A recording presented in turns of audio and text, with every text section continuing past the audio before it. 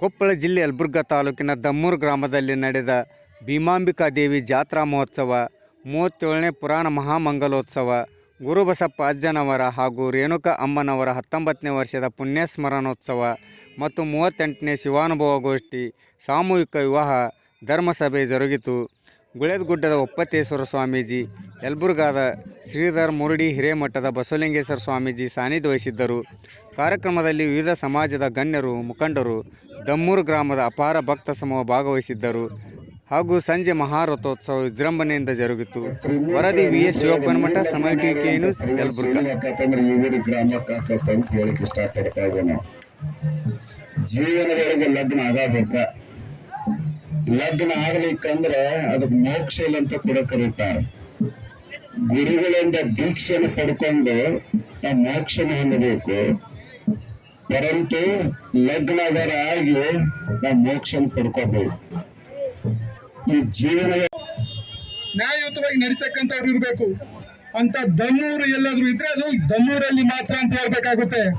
ಇವತ್ತಿಲ್ಲಿ ಆ ದಮ್ಮು ಶಕ್ತಿ ಯುಕ್ತಿ ಏನಾದ್ರೂ ಇದೆ ಅನ್ನೋದಾದ್ರೆ ಧರ್ಮರ ಮಠ ಇದೆ. ಧರ್ಮರ ಮಠದೊಂದಿಗೆ ಇವತ್ತು ಈ ದಮ್ಮೂರಲ್ಲಿ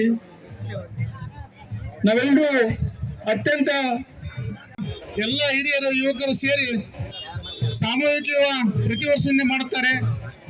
ಆ ಎಲ್ಲ ಹಿರಿಯರಿಗೆ ಮತ್ತು ಯುವಕರಿಗೆ ಮಟ್ಟಬಲ್ಲ ಅಭಿನಂದನೆ ಹೇಳ್ತಾ, ಮತ್ತು ಈಗ ನೂತನ ವಧುವರರು ಇವತ್ತ ಒಂದು ಬಂಡಿಗೆ 2 ಗಾಲಿ ಇದ್ದಾಗ ಇವತ್ತು ಯಾವುದೇ ಧರ್ಮ ಜಾತಿ ಭೇದ ಇಲ್ಲಾರ್ದೇನೆ ಇವತ್ತು ಎಲ್ಲ ಜಾತಿಯ ಜನಾಂಗದ ಮದುವೆ ಮಾಡಿಕೊಡೋದ್ರ ಜೊತೆಗೆ ಎಲ್ಲದರಲ್ಲೂ ಒಟ್ಟಿಗೆ ಕರ್ಕೊಂಡು ಇವತ್ತು ಜೀವನವನ್ನ ನಡೆಸ್ತಕ್ಕಂಥ ಗ್ರಾಮ ಯಾವ್ದಾರು ಇದ್ರೆ ಅದು ದಮ್ಮೂರು ಗ್ರಾಮ ಅಂತ ನಾನು ಕೂಡ ಹೇಳಕ್ ಬಯಸ್ತೀನಿ. ಯಾಕಂದ್ರೆ ಸುಮಾರು ವರ್ಷಗಳಿಂದ ನಾನು ಭಾಗವಹಿಸ್ತೀನಿ.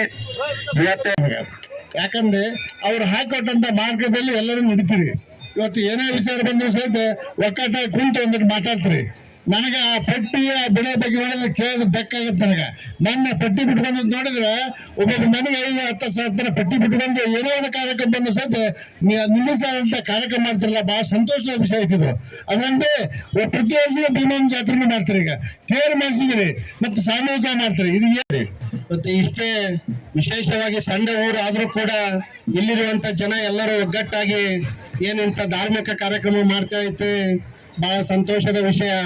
ಇವತ್ತೇನು ಇಲ್ಲಿ ಬಂದಾಗ 3 ಮದುವೆ ಆಗ್ತಾ ಇದ್ದು, ಪ್ರತಿ ವರ್ಷ 10-15 ಮದುವೆ ಆಗ್ತಾ ಇದ್ದು.